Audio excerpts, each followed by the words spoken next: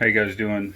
I'm here doing a in-bed bed liner for my 2020 F250, and I know there's not a whole lot of people with these yet, so I thought I would kind of show you what it took to get mine done.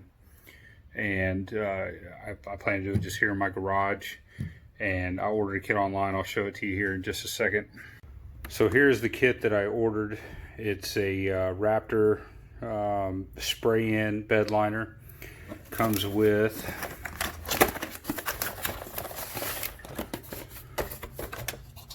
a little measuring cup here, 4 of these bottles of liner, which should be more than enough for the truck, and then 1 thing of hardener. And it also comes with 1 spray gun. It's disassembled right now, but just hook it up to your air supply. I don't have the big air tank plugged in yet since we're just moved into this house, so I'm going to use the portable tank and see how that works out. As you can see, the way I started was, first of all, I cleaned out the bed. I got to clean it again, but just wanted to get an initial wipe down. I taped off everything that I don't want to cover. I still have to do some taping up here on this cable and out here, but I don't plan to spray anywhere around here. It's going to go in that way. I taped up all of the bolts where I can at least still get to the you can see right here where I taped up the where I can get a tool in there still after I've sprayed. I see some people, they spray bed liners and they just spray in the bolts, and then they're a pain to get a tool back in there. So I took out the rubber stops up at the front, these plastic stops here on each side. They're a little bit of a pain to get out. I am going to go ahead and spray those. I don't plan to ever take those out, so I'll go ahead and spray those, and I guess if I take them out, some at each corner, I can go ahead and do that. Alright, so now I'm going to start scuffing the entire bed. Bought some 400 grit sandpaper sponges. I'm going to scuff it all down, clean it up, and then we should be ready to spray. Alright, so I've got the first bottle done, and obviously I'm still, missing some spots here and there. I'll get in there. That's pretty much what 1 bottle covered. So I think 2.5, 3 bottles will do it, but overall it's coming out, the texture's nice. I like the way it looks. Of course, we'll see how it comes out when it dries, but this system is super easy to use. So here we go with our second bottle. All right, well, after round 2, we're about 80%, 90% complete here, just a little bit left in the bed. And then the tailgate. Now you can take the tailgate off and do it that way.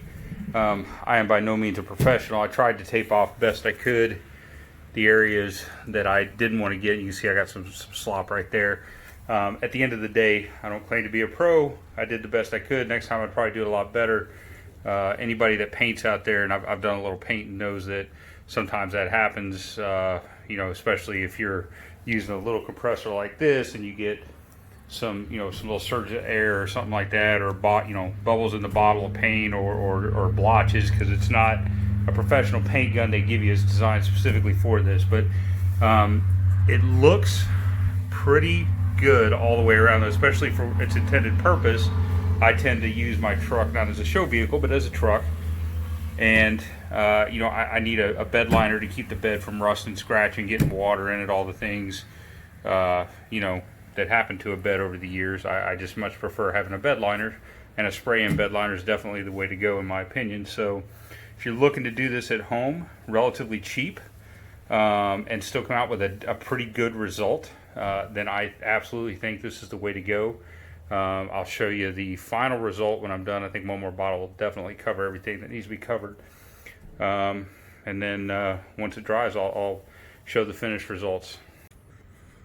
Alright, and so this is after I took all the tape off. I still got to get in the bed and take the tape off some of the bolts. You can see I just wanted to have the bolts where they weren't unable to be used or completely covered, so I covered the tops of all the bolts. You can see those in there. Again, I'm not looking for it to look absolutely perfect, but I think it came out pretty solid. You can see where some of my tape came a little loose right there. You can actually clean those edges up with some acetone, something like that. But I don't really care, because when the bed's closed, that doesn't show anyway, so makes no difference. Overall, the lines, when I took the tape off, came out pretty clean.